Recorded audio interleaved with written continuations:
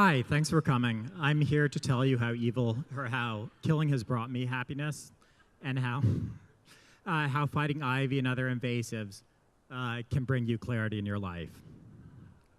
Most of us in Seattle embrace moral ambiguity. We appreciate that our opponents have motives for their actions and reasons for their beliefs. But sometimes we long for something simpler. We crave to be able to smite the enemy, the Republicans or Tea Partiers or Bellevue Kemperites. But we can't do that because smiting is wrong. For 10 years, I worked at a hotbed of ambiguity. While living in Pioneer Square, I found frustration in politics and activism, and I walked and ran in the wooded parks of Seattle and stared at the ivy crawling up the trees. The ivy stared back. I'd been to a few work parties before, but I was haunted by the countless trees under threat. So one fall day a few years ago, I went out with a few tools and headed towards the closest ivy-choked forest. The jungle. It's the unofficial name for the wooded slopes in the western side of Beacon Hill, for years awash with crime and drugs.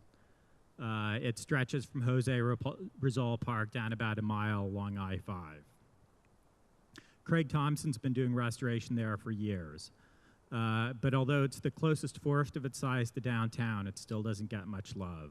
So last year I got serious about my quest to kill ivy there. Migration is part of ecology. Plants and animals travel occasionally across oceans and deserts and mountains.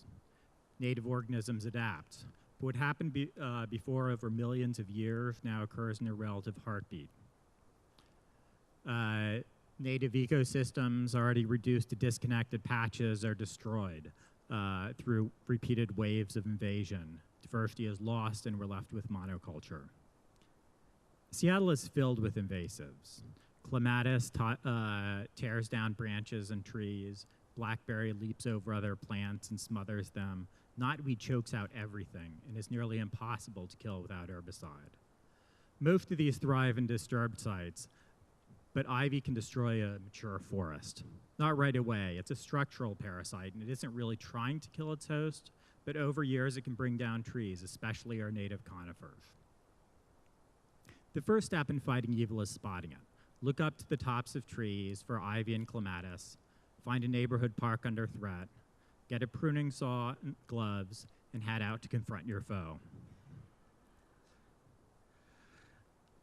Cut the ivy or the vines around the tree, first at around shoulder height and then near ground level. You don't have to worry about the ivy above. Its slow death will bring you happiness for months.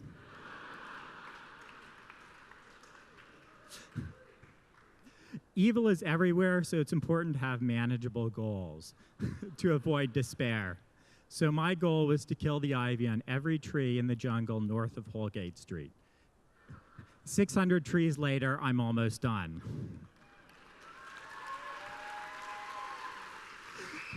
And keeping score is fun. If you send your records to Green Seattle Partnership, they may write a ballad about your success.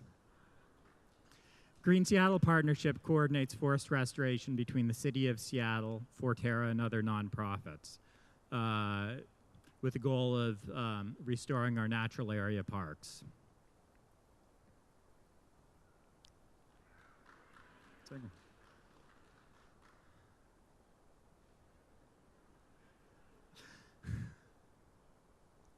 I know what I'm doing. Most of you wouldn't be here tonight if you didn't want to make the world a better place. We all look for areas where we can improve a complex world, one both damaged and beautiful, both hopeful and scared. On a bad day, I can go outside into the woods, find a tree, and save it. And in doing so, make the space around me a little less evil, a little more good. And any of you can go out and smite and slash and starve the enemy, enjoying the outdoors, doing good, fighting evil. Thanks for coming. Have a great night.